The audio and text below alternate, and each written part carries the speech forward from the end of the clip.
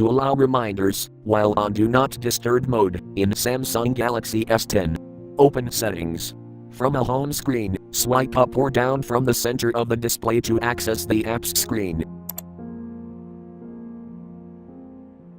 Tap Settings.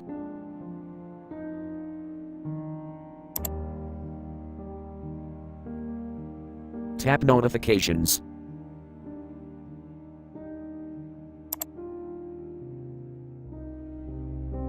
Tap Do Not Disturb.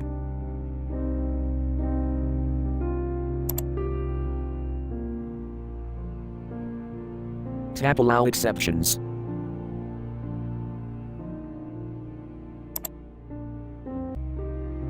Tap Reminders switch until blue to allow, or uncheck to disable.